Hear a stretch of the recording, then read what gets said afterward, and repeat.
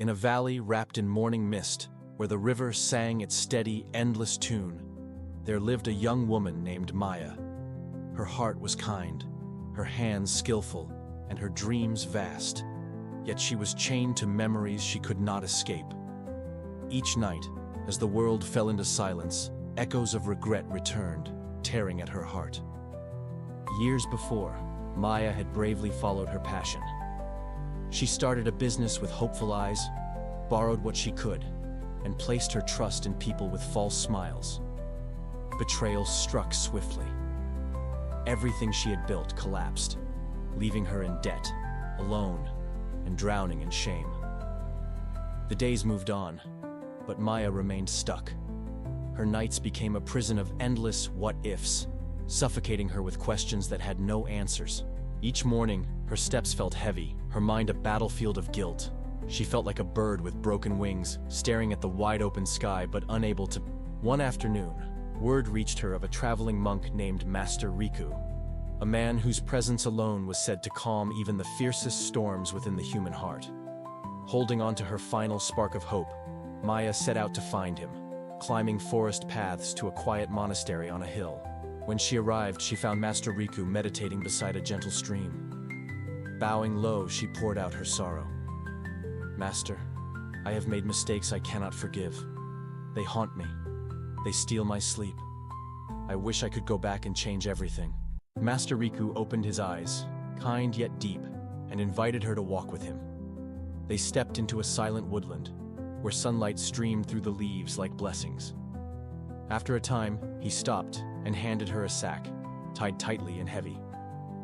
"Carry this with you," he said simply. Maya, though confused, obeyed. At first, she managed its weight. But with every step, every slope, every turn, the burden grew monstrous, as if the sack were draining the very life from her.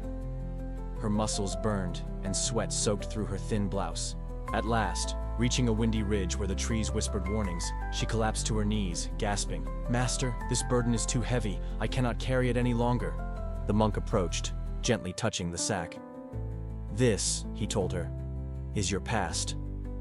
Each stone inside is a mistake, a failure, a betrayal you stubbornly carry. You see how it paralyzes you?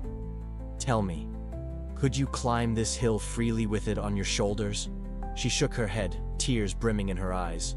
"No, Master, it is impossible." "Then why?" he asked calmly. "Do you keep carrying it in your mind, day after day?" Maya fell silent, the question cutting straight through the walls she had built around her shame. Master Riku sat beside the stream, sharing a story. Long ago, two monks reached a river swollen by heavy rain. A woman stood at the bank, afraid to cross. One monk picked her up and carried her over. Hours later, the other monk finally asked, "Why did you touch her? Monks are forbidden to do so." The first monk smiled and replied, "I put her down long ago. Why are you still carrying her?" Maya felt something break open inside her, like a dam giving way. "Do you see?" Master Riku continued. "It is not the mistake itself, but your attachment to it, that holds you prisoner." Maya looked down at the stream, flowing endlessly, freely, unhindered. "Master," she whispered, "how can I truly let go?" With a gentle smile, he picked up a fragile leaf and let it fall into the water. The leaf danced on the current, weightless, resisting nothing. The leaf does not fight the river. You too must learn to release, to accept what has happened, take its lesson, and then let the current of life carry you forward. That evening, as the sunset burned red across the hills, Maya made a promise to herself. She removed each stone from the sack, one by one, leaving them on the riverbank, feeling her heart grow lighter with every release. From that day forward, every morning she replaced her old prayers with words of forgiveness. "I forgive myself. I let go of the past. Today, I rise." She rebuilt her dreams, smaller at first, simpler, but filled with truth. Failures still visited her, but they no longer controlled her. She laughed more, trusted herself more, and found the courage to begin again. Years later, someone asked her the secret to her peace.